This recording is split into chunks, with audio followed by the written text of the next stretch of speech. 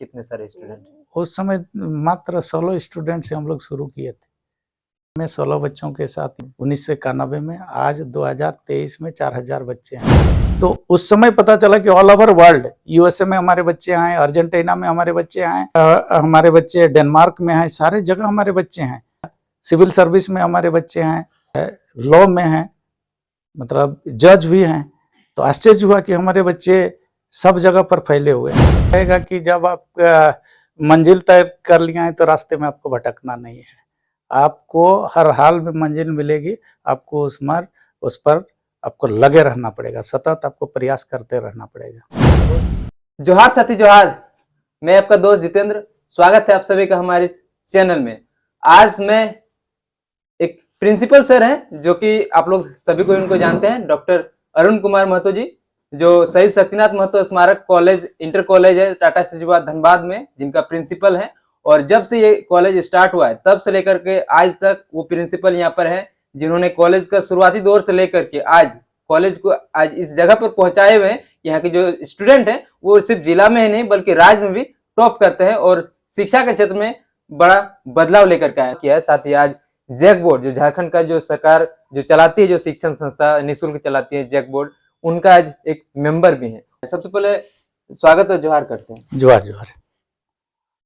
इनके बारे में काफी सारी बातें हैं, क्योंकि सिर्फ प्रिंसिपल ही नहीं है, इसके अलावा जो है एक संघर्षशील व्यक्ति है, जिन्होंने शिक्षा के जो क्षेत्र में बदलाव तो किए ही, बल्कि अपने जीवन में भी काफी कुछ संघर्ष करके आज कॉलेज को यहाँ तक पहुंचाए हुए। साथ ही यहाँ पर संस्कृति में भी जो है काफी कुछ लंबे समय से लेकर के अपना महत्वपूर्ण योगदान दिए हैं, संस्कृति को बढ़ावा भी दिए हैं। अच्छा, सबसे पहले आपका जो घर है वो हम थोड़ा सा जानना चाहेंगे, क्योंकि लोग आपको जानते हैं कि आप टाटा सिजुआ धनबाद में रहते हैं, कॉलेज के प्रिंसिपल है, लेकिन आपका गांव कहाँ है, जहाँ आपका पैतृक आवास कहाँ पर है? मेरा पैतृक आवास पहले सिंहभूम जिला हुआ करता था। अभी सिंहभूम जिला 3 जिलों में विभक्त हो गया है, जिसमें सरायकेला खरसुआ जिला के इचागढ़ प्रखंड जो पहले हुआ करता था, अब कुकड़ू प्रखंड के एक छोटा सा कस्बा हेडेमुली नामक गांव में मेरा जन्म 1964 3 नवंबर को हुआ। सुनने में आता है कि वो जो क्षेत्र काफी पिछड़ा क्षेत्र है, थोड़ा सा जंगली इलाका भी, वैसे क्षेत्र से निकल करके आज यहाँ पर पहुंचे हैं सर? जी, क्षेत्र तो बिल्कुल पिछड़ा हुआ था ही, अभी भी है। हम लोग 1980 में जब मैट्रिकुलेशन की परीक्षा पास करने के बाद कॉलेज जाने की बारी हुई तो सीधे हम लोगों को टाटा कॉलेज चाईबासा जाना पड़ा, जहां हम लोग कंधा में 25 किलो चावल और 200 रुपया लेके जाया करते थे। आसपास कहीं 100 किलोमीटर के आसपास में कोई कॉलेज नहीं था, तो संघर्ष तो काफ़ी था। सर, आपका फाइनेंशियल कंडीशन कैसा था आपके घर का, जिस समय आप पढ़ाई कर रहे थे, 10th मैट्रिकुलेशन जब दिए थे परीक्षा? मेरे पिताजी एक प्राइमरी शिक्षक थे, उसमें भी बहुत तरह की गांव की विलेज पॉलिटिक्स में उनको उलझा दिया गया था, इसीलिए उस समय वो सस्पेंडेड शिक्षक थे, सिर्फ आधा पेमेंट मिलता था। उसी में बड़ी मुश्किल से खेती बाड़ी से जो भी कमाई होती थी उसी से हम लोग पढ़ाई करते थे। 3 भाई हम लोग पढ़ते थे, 2 बहन पढ़ती थी, तो काफ़ी दिक्कत होता था। सर, आपने डिग्री का जो पढ़ाई है वो कहाँ पर से किए थे? हम लोग बीएससी टाटा कॉलेज चाईबासा से किए थे। 1984 में रिजल्ट हुआ था, 1985 में। तो उस समय बीएससी, कुछ पारिवारिक स्थिति, कुछ घटना होने के कारण बहुत अच्छा रिजल्ट नहीं, लेकिन सेकंड क्लास हुआ था।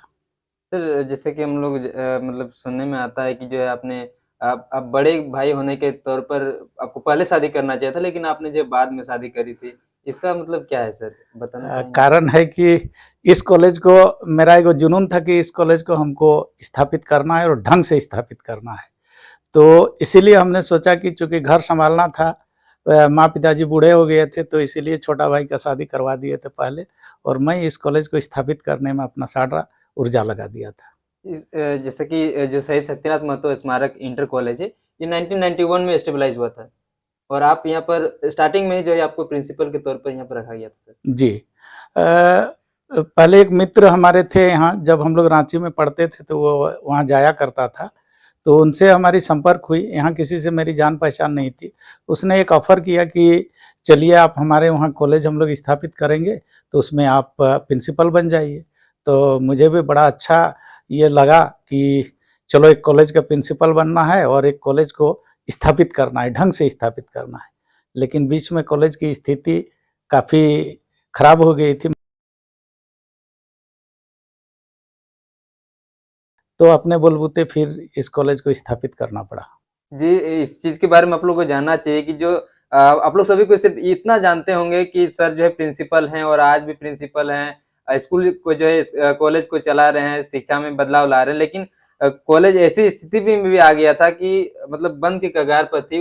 उस सिचुएशन को भी सर ने जो है पार करी और संघर्ष के बाद आज अभी कॉलेज अच्छे तरीके से जो सर चल रहा है। जी, आज लगभग 4000 बच्चे हैं इंटरमीडिएट में। जी।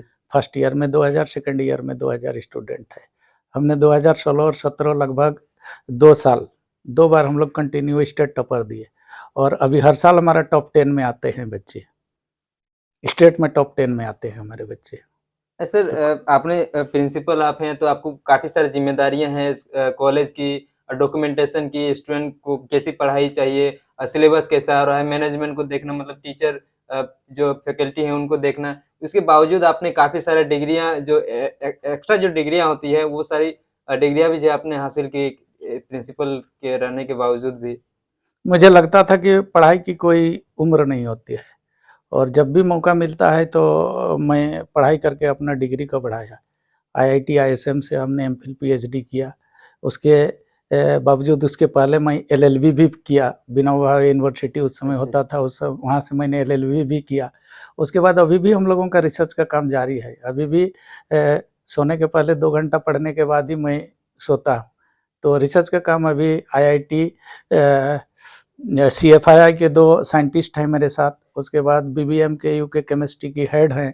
उसके बाद हजारीबाग में स्टेट जियोलॉजिकल लेबोरेटरी के एक सीनियर साइंटिस्ट हैं।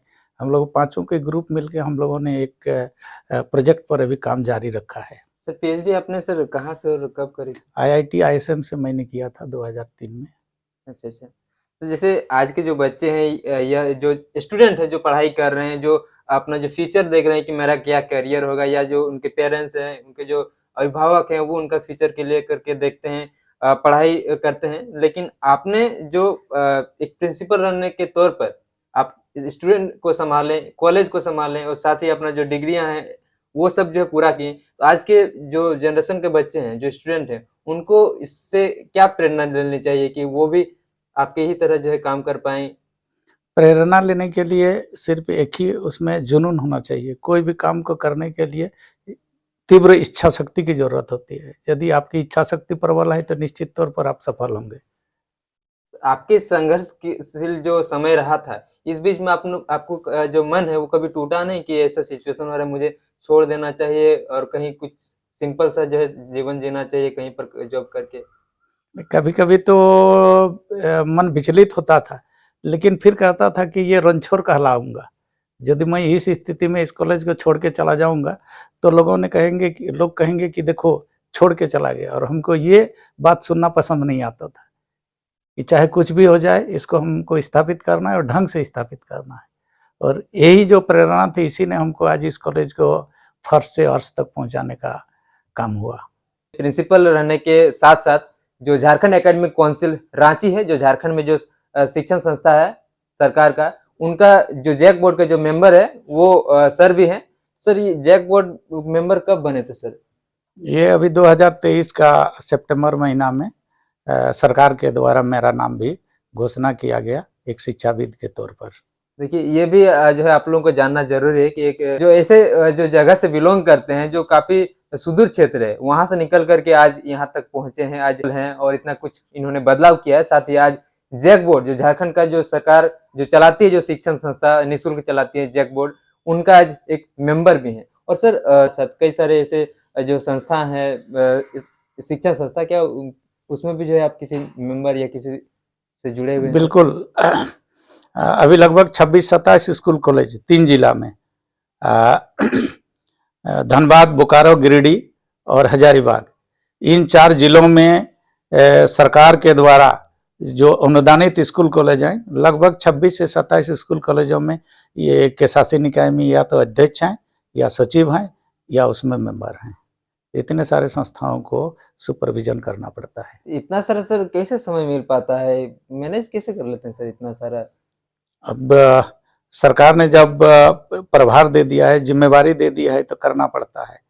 एक बार में जब हजारीबाग जाते हैं तो एक बार में 2-3 स्कूल कॉलेज का मीटिंग रखवा देते हैं ताकि एक घंटा बाद जाके एक दिन में कर लिया जाए। इस तरह से आपस में सामंजस्य करके सारी संस्थाओं में जाके समय देना पड़ता है। सर जैक बोर्ड में जो आप मेंबर हैं तो उनके तौर पर हम सर जानना चाहते हैं कि क्या क्या काम क्या होता है सर?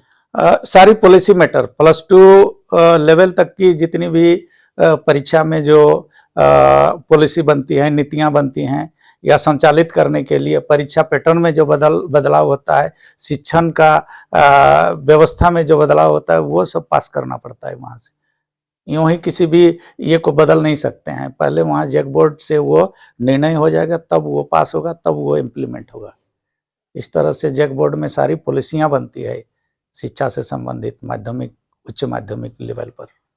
एसएसएनएम इंटर कॉलेज के संस्था के लिए और यहाँ के जो स्टूडेंट यहाँ से जो पढ़ चुके हैं या जो पढ़ रहे हैं उनके लिए, चाहे सिजवा के जो क्षेत्र के लोग, उनके लिए गर्व की बात है कि यहाँ के जो सर है, प्रिंसिपल सर हैं, वो जैक बोर्ड के एक मेंबर भी हैं। सर आप जब यहाँ पर आए थे, कॉलेज स्टार्टिंग था, क्षेत्र भी शायद ज़्यादा डेवलप उस तरह का नहीं हुआ था, उस समय आप यहाँ पर एक प्रिंसिपल के तौर पर आए और उस समय कॉलेज का स्थिति मतलब उसको जो बेहतर तरीके से आपने करी और आज इस बीच में यहाँ के जो छात्र हैं वो काफ़ी अलग-अलग जगहों पर पहुँचे होंगे, तो कुछ वैसा पोस्ट में अगर गए होंगे तो एक आध बता सकते हैं कि 2020 में जब 2020 में हमारे यहाँ एक वर्ल्ड बॉयज एलुमनाई एसोसिएशन का एक मीटिंग लोगों ने किया था। तो कोविड काल में सारे बच्चे जो ऑल ओवर इंडिया के, ऑल ओवर वर्ल्ड में जो बच्चे लोग थे, वो लोग सब भाग के आ गए थे अपना अपना क्षेत्र में। तो इसी बीच में एगो एलुमनाई एसोसिएशन का मीटिंग हुआ। तो इस मीटिंग में पता चला कि हमारे बच्चे जो एलुमनाई एसोसिएशन में पार्टिसिपेट करने के लिए आए, तो उस समय पता चला कि ऑल ओवर वर्ल्ड, यूएसए में हमारे बच्चे आए, अर्जेंटीना में हमारे बच्चे आए, हमारे बच्चे डेनमार्क में हैं, सारे जगह हमारे बच्चे हैं।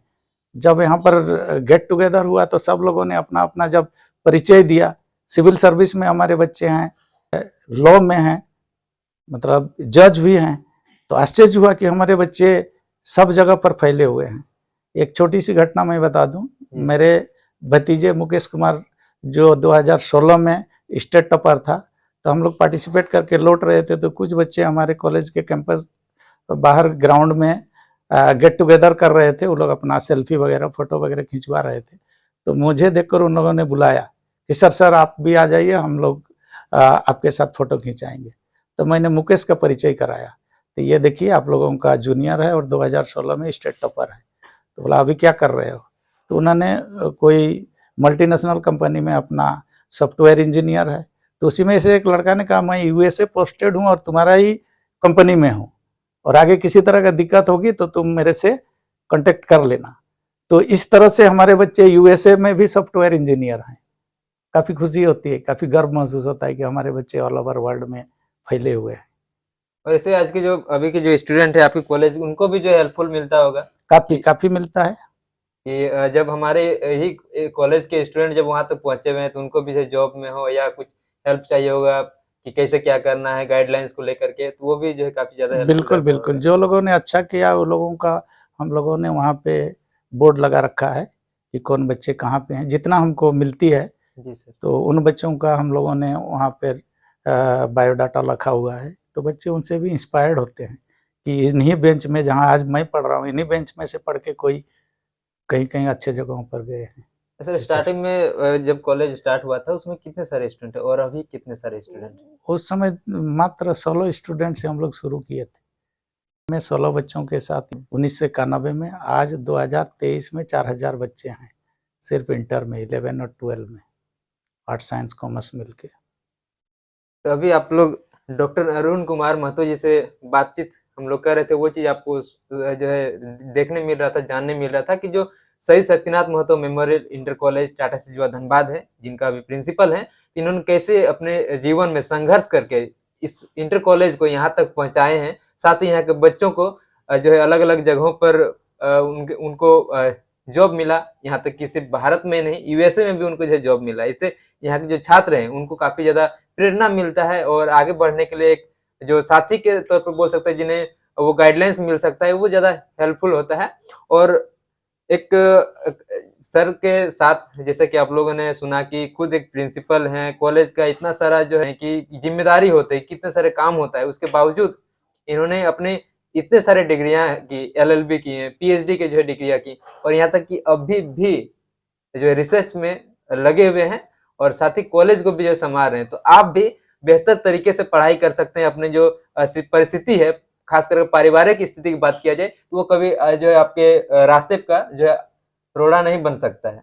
शिक्षा के क्षेत्र में तो आपने काफी कुछ अभी बताया भी और आपने करा भी है। और साथ ही जैसे आज अगर संस्कृति को लेकर के देखा जाए तो लोग बढ़ चढ़ कर हिस्सा लेते हैं अपने पर्व त्योहार संस्कृति के ऊपर, लेकिन आप अपने कॉलेज में काफी लंबे समय से हम लोगों ने देखा है कि जो है संस्कृति को आप बढ़ावा देते आ रहे हैं, जो सांस्कृतिक कार्यक्रम होता है उसको जो है आप बढ़ावा देते आ रहे हैं। सवाल ऐसा है कि हमारी पहचान हमारी संस्कृति है, भाषा और संस्कृति के बिना हमारी पहचान नहीं हो सकती है। और आज जो हम लोग मिक्स्ड कल्चर में जा रहे हैं, शहर में बस जाते हैं लोग तो शहरी कल्चर में, लेकिन अपनी संस्कृति को, सभ्यता को नहीं छोड़नी चाहिए। आपकी पहचान वही है। इसीलिए इसको हम लोग प्रेरित करने के लिए हम लोगों ने जो हमारी जो क्षेत्रीय भाषा विभाग है उसकी ओर से हम लोग ये सब ऑर्गेनाइजेशन करते हैं। आज हमारा यहाँ पे कॉलेज में कुड़माली विभाग के द्वारा 18वां कर्म महोत्सव का आयोजन हुआ। तो आज से 18 साल पहले लगभग लोगों ने कर्म महोत्सव को भूल चुका था। लगभग 3 जगह पर कर्म महोत्सव होती थी, एक सरायढेला में, दूसरा हमारे कॉलेज में और तीसरा बलियापुर में, आज से 18 साल पहले। लेकिन आज गांव-गांव इस पर्व को लोगों ने समझा, इसको फिर से पुनर्जागृत किया, फिर लोग उसको फिर से शुरुआत किया।